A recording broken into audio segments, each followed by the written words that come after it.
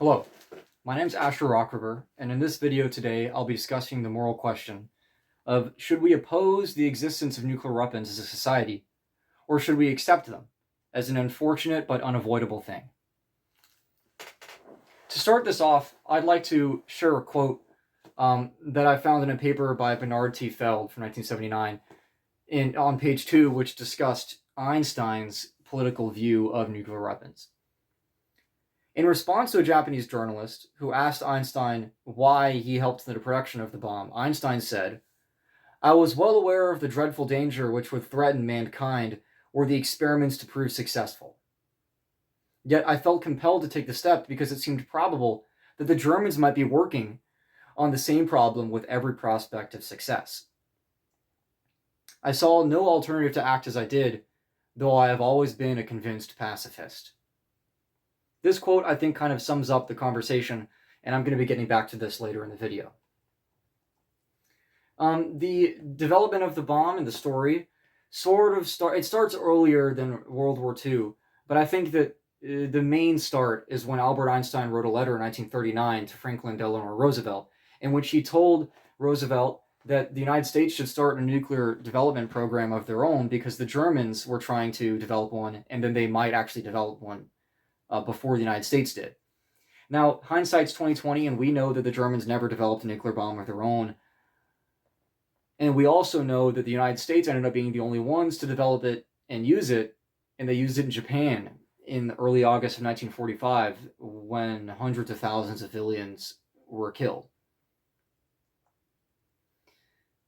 Very, very, very, very unfortunate. And from that, we could say that perhaps Einstein was wrong. Maybe the United States shouldn't have developed it because the Germans never developed it at all. But hindsight's 2020. And you can't apply the same kind of logic even today because we don't know what's going to happen in the future.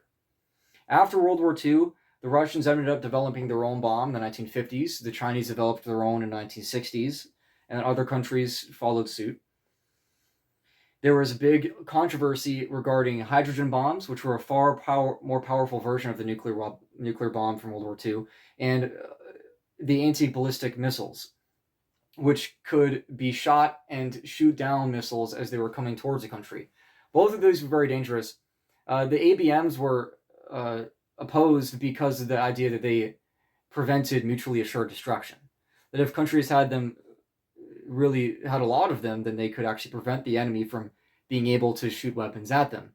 And mutually assured destruction is a concept we'll get to later. The Cold War ended in 1991, and Russia turned into a new state.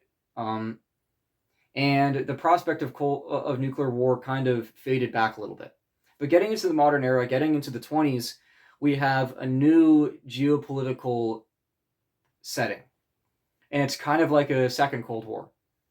It's between the United States and its allies and China and its allies.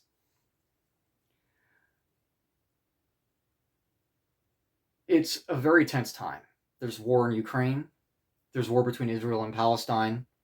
There's unrest in Africa.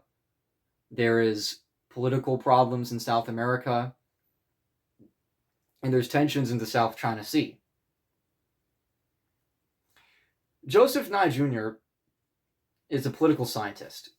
He is the former dean of the John F. Kennedy School of Government at Harvard, and he served as Assistant Secretary of Defense for International Security Affairs during the Clinton administration.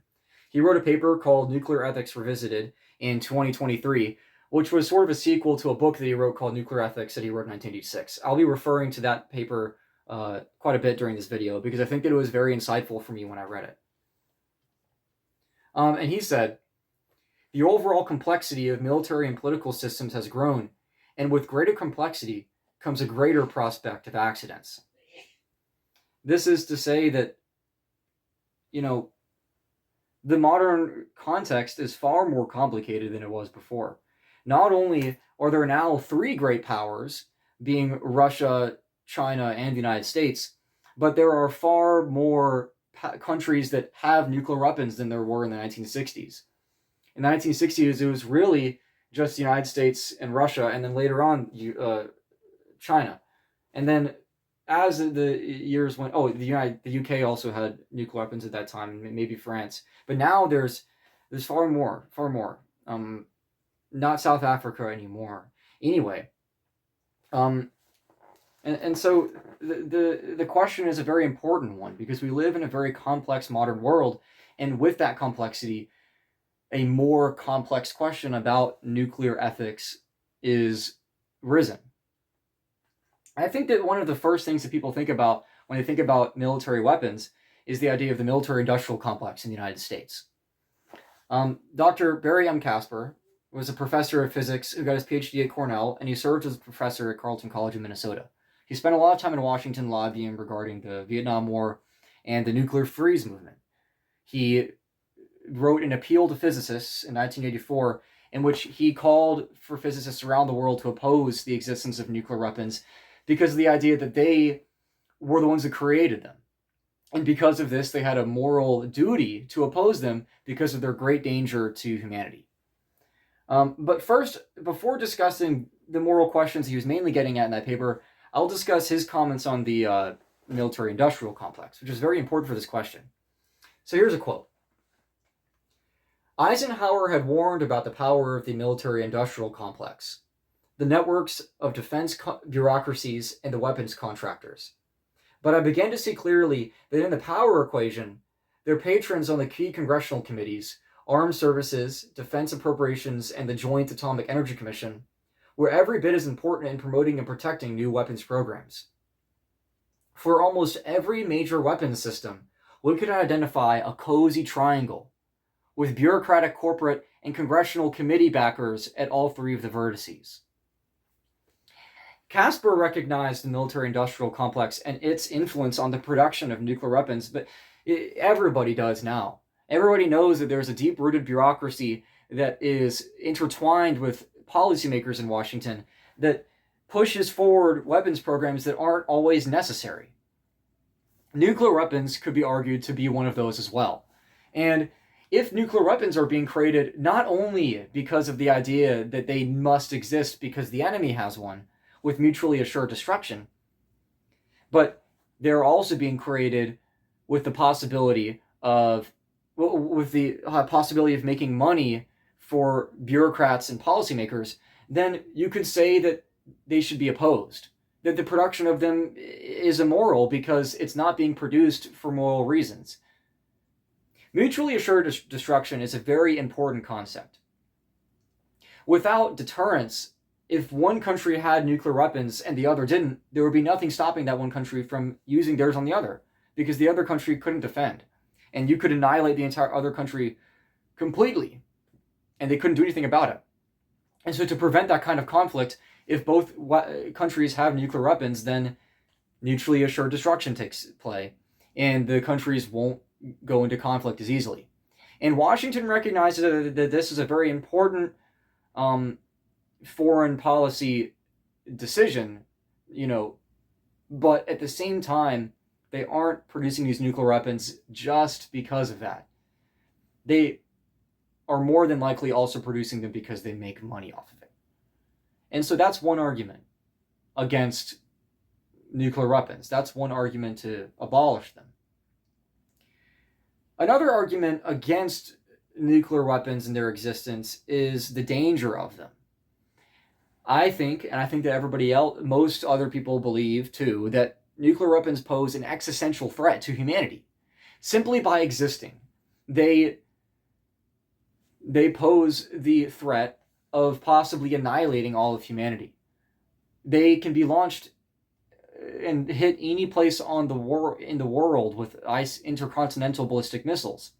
And Russia, China, the United States, United Kingdom, France, North Korea, and all the other holding countries all have the ability to destroy and kill every single human on the planet with the nuclear weapons that they have. And this is kind of similar to as if you were sitting somewhere and someone was pointing a gun at you. You could say, oh, well, you have a gun too. Like, you're in a standoff and you're pointing your gun at the enemy and they have one too. And you could say, oh, well, it's fine.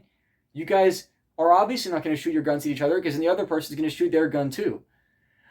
However, you you can't trust your enemy. You don't know them. And how do you know that they're not just going to be crazy and shoot their gun at you and then you die? It's a very grave question here. After the Soviets began developing the hydrogen bomb, they started developing it before we did. The General Advisory Committee, which had people like Enrico Fermi, who invented the first nuclear reactor, Oppenheimer, who led the Manhattan Project, and Isidore Rabi, a Nobel Prize winner who discovered nuclear magnetic resonance. Three very important physicists served on this committee, and this committee advised the U.S. government on policy decisions regarding nuclear power and nuclear energy and nuclear bombs, etc. They said, quote, "It is clear that the use of this weapon could bring about the destruction of innumerable human lives. It is not a weapon which can be used exclusively for destruction of material installations of military or semi-military purposes. Its use, therefore, carries much further than the atomic bomb itself. The policy of exterminating civilian populations." This is what they believed in a Cold War context. Here's another Cold War idea from the Emergency Committee of Atomic Scientists, which was chaired by Albert Einstein and a couple other famous physicists who were involved with the production of the bomb. The Energy Committee of Atomic Scientists said, "Once stockpiles of atomic bombs have been accumulated by two national blocs in a divided world, it will no longer be possible to maintain peace." Both of these opinions are, of course, from a Cold War perspective, of a post-World War II era in which the Russians and the United States had all power pretty much over nuclear weapons. However, yes, the Cold War ended, and then we entered a period of peace between great powers, and sort of a period where only the United States was really the one great power. And the idea of a crazy worldwide nuclear conflict kind of went away. But the ideas that these scientists presented in the 1950s and 40s still stands today, because we are entering a new age of a Cold War-like setting. As the United States and as Russia and China accumulate large stockpiles of nuclear weapons, and as they develop their ability to prevent our use of nuclear weapons against them, and as the world becomes more and more complex, one could say that the inevitability of nuclear war increases. However, Joseph Nye Jr., who I quoted earlier, would disagree partially with that. He says that nuclear conflicts are interdependent, that when one happens, that nuclear conflict influences one later in history. He says that world leaders learn from the risk of nuclear conflict, and they decide to take more steady and peaceful actions in the future because they don't want to risk nuclear war in the same way that was risked in the past. Quote, "There was a lower probability of nuclear war in 1963 after the Cuban Missile Crisis because of the higher probability in 1962. Leaders learned from or were terrified by the crisis, and this informed their outlook going forward." Page 6. I think that this is a really good point. Actually, I like to recommend a book, which is 13 Days by Robert Kennedy Sr. I read this, and it discusses the Cuban Missile Crisis and Robert Kennedy Sr.'s experience in the White House as National Security Advisor during that time. I learned a little bit about the way that the United States bureaucracy worked in the 1960s from that. And I think that it's really good if you want to learn more about the nuclear question and about about geopolitics and the way that the United States at least handles it. In that period, Kennedy and Khrushchev came to an agreement together. They came to peace. And after that, those leaders, until Kennedy was unfortunately killed the next year, those leaders had learned from that conflict, and they vied for peace. Leaders later on did too. And leaders who studied the Cuban Missile Crisis knew that we had to avoid nuclear war because we had come close to it. And they knew the ways to avoid it. They knew that you have to make sure not to step on your enemy too hard, and you have to make sure that you hold yourself back, and you give your enemy every opportunity to stand back. That's what Kennedy did, and it prevented nuclear war. And I do think that world leaders, of course, study history and know the ways to prevent major conflict in the future. However, sometimes world leaders don't necessarily follow the wisdom of their forefathers. And I think that Nye's argument is a good one if you assume that world leaders are wise. I don't think that all of them are, though. I think that some people, like Kim Jong-un, Putin, Donald Trump, I don't know too much about Xi Jinping, but I know that those three people seem a little bit more erratic in their decision-making processes to me. Not necessarily making any commentary on whether or not they have good decision-making processes. That would be a subject for a different video. And not that I'm not saying that they all three have the same decisions, but I would say that the three of them seem to make decisions not just because of their learning, but also because of sort of, turnaround decisions that are sort of in the moment and are really based on what they think just is necessary right then, not based on a really broad context. Like, for instance, Putin, why did he go into the Ukraine war just on like so quickly like that? It was so fast, and his justifications were for it were really loose. Why didn't he wait longer, etc. And so I think that Nye's argument isn't super duper strong for that, because we don't know for sure that world leaders will actually learn. And another thing is that this argument is assuming that the number of nuclear weapons stays constant. If the number of nuclear weapons is increasing, then, and the complexity of the world increases too, then the risk increases as well, as Joseph Nye Jr. said on page 12 of Nuclear Ethics Revisited.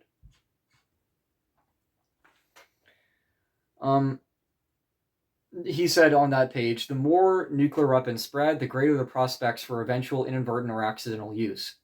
The more difficult it will be to manage nuclear crises when many players are involved, and the greater the difficulty of establishing controls that may someday help to reduce the role of nuclear weapons in world politics. I think that last part is really important and really good. It's more difficult. He said, the greater the difficulty of establishing controls that may someday help to reduce the role of nuclear weapons. So as the world becomes more complicated and as great powers increase in their influence, it's harder for the UN to step in and decrease the number of nuclear weapons that exist. Because the UN only has as much power as the people on the Security Council decide to give it. And if you have people like, if the United States, Russia, and China are having to work together to enforce UN resolutions, then it's not going to work when it's applying to all three of them or only one of them. It just doesn't make sense. China's not going to want to impose restrictions on themselves.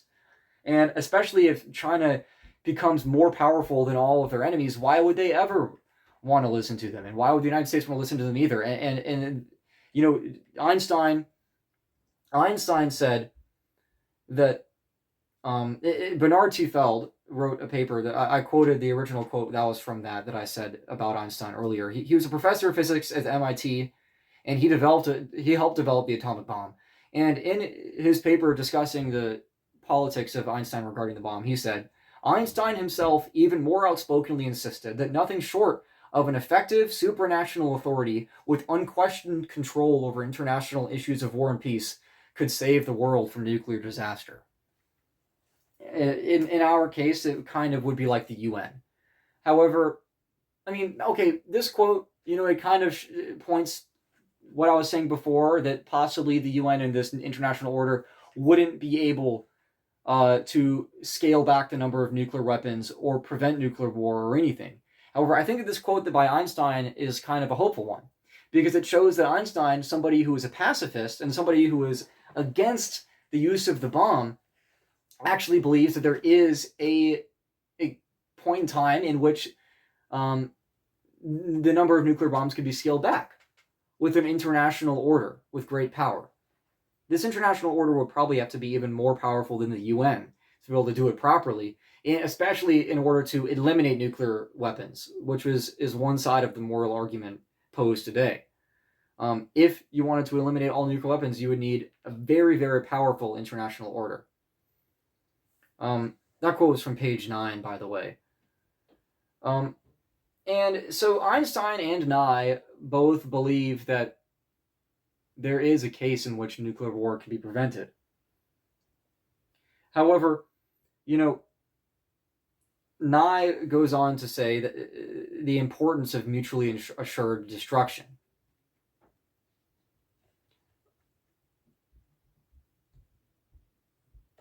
Here's a quote that talks about that topic by Nye.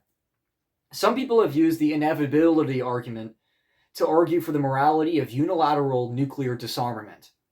In the slogan of the Cold War days, it is better for future generations that we choose to be red than be dead. But nuclear knowledge cannot be abolished, and coordinating abolition among 9 or more ideologically diverse states is extremely difficult at this stage of history. Unreciprocated unilateral steps could embolden aggressors and produce the equivalence of both being red and dead. So, if we don't follow if we don't have deterrence while following disarmament, we can fall into nuclear war and be red and dead ourselves. It's not possible to just simply eliminate nuclear weapons right now. The United States and China and Russia would all three 100% never agree to eliminate their nuclear weapon stockpiles. I know that for a fact. Americans, do you really think that the U.S. government is going to all of a sudden just do away with their nuclear weapons?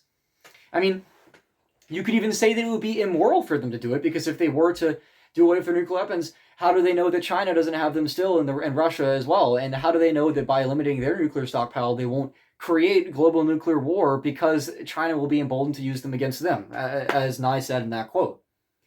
It's a very, very complicated issue. Another quote by Nye, which I think kind of resolves this, is, "A policy of just deterrence must include a long-term practice of reducing nuclear risk. Abolition is a worthy long-term goal, but it does not seem credible or possible in the near term of world politics." So, the policy that Nye thinks that would work, which I think I personally kind of agree with, you can make your own decisions about this yourself. I think that we can have mutually assured destruction, and we can all have our own nuclear stockpiles, while at the same time decreasing the number of nuclear weapons that we have. Now, Casper, who I quoted with the Eisenhower, with the military-industrial complex quote, Casper said in his paper that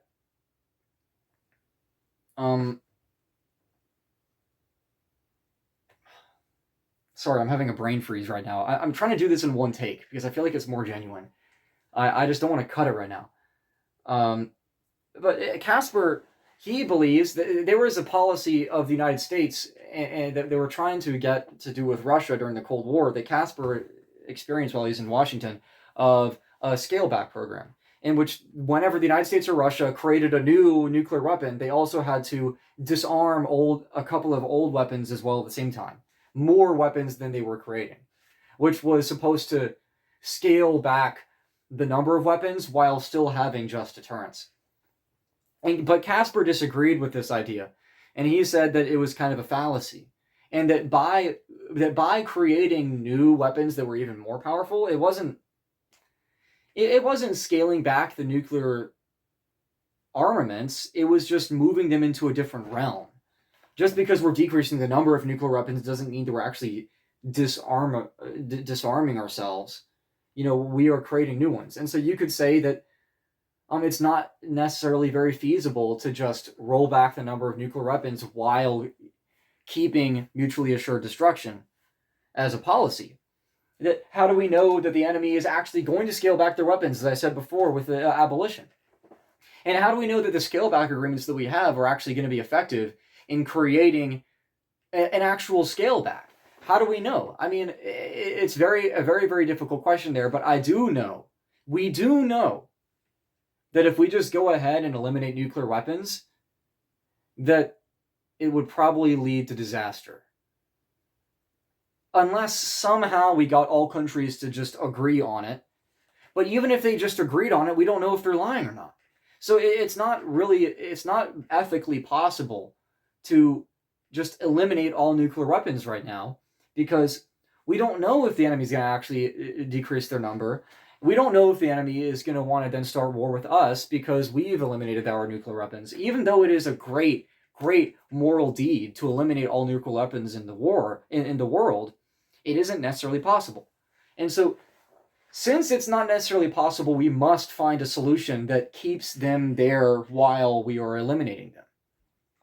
And so that's why I agree with Nye's policy, which is reduce nuclear risk while keeping deterrence at the same time. Fight for abolition while at the same time keeping your nuclear weapons. And very slowly, over a long period, eliminate them.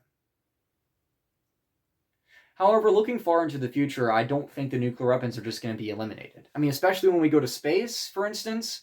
I mean, they'll probably be used for mining projects to mine gold out of asteroids and things like that. I don't think that nuclear weapons really could ever be eliminated completely, which is a scary idea. However, I do know that if we don't keep them, we just might end up dead. So now I'm going to return to the quote that I read from Einstein earlier.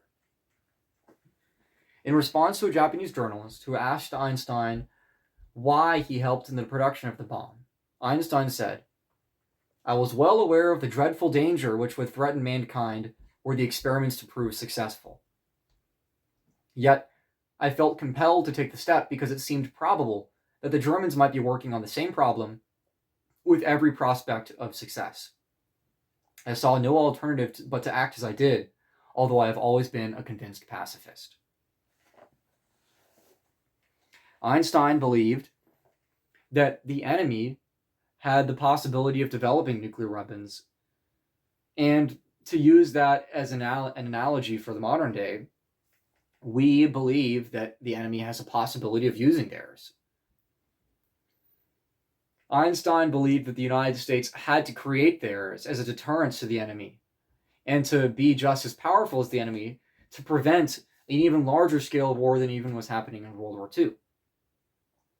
And if you apply that to the modern day, we have a responsibility, the United States, China has a responsibility, and so does Russia, the United Kingdom, Europe, etc. All of the nuclear powers have a responsibility to create nuclear weapons because there is a reasonable suspicion that the enemies are creating them as well and have the possibility of using them. Which is the only... I'm no ethicist, but to me that seems like the only reasonable thought process to have there.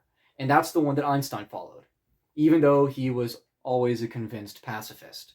I am a pacifist as well, and I think that a lot of world leaders are today too. Nobody wants global war, but if you don't want global nuclear war, you unfortunately have to keep your nuclear weapons. At least the United States does. And from China's perspective, China does as well. From anybody's perspective, they have to keep them, because if they don't keep them, the enemy could use them on them. And this is the only foreign policy decision that we know that all countries will follow. We know that all countries are going and do follow the mutually assured destruction doctrine, but we can never know that all countries are going to follow the doctrine of nuclear abolition. They could say that they will, but we don't know that they are actually reducing their armaments. But If we have nuclear weapons and they know it, and they have nuclear weapons and we know it, then nuclear mutually assured destruction inherently applies, which means that keeping nuclear weapons is the only way of preventing nuclear war and the existential deathly threat posed by nuclear weapons. The only way to prevent nuclear weapons from destroying humanity is to have them. And so the answer to this question, I believe, is a compromise. Nuclear proliferation should be opposed from a moral standpoint, but complete abolition should be seen as an end goal, not something that is possible now. Abolition is morally necessary due to the possibility of nuclear annihilation. We do not want to have a catastrophe. We don't want another flood from the Old Testament to just come and kill everybody on Earth. And we have a responsibility as humans to prevent any possibility of wiping ourselves out. And one of those possibilities is nuclear war. So we have a moral responsibility, I think, and I agree with the physicists who said that it posed a great existential threat. I do think that we have a responsibility to annihilate all nuclear weapons, to abolish all nuclear weapons. But abolition is not possible now. And so mutually assured destruction must be used to create peace while we vie for abolition.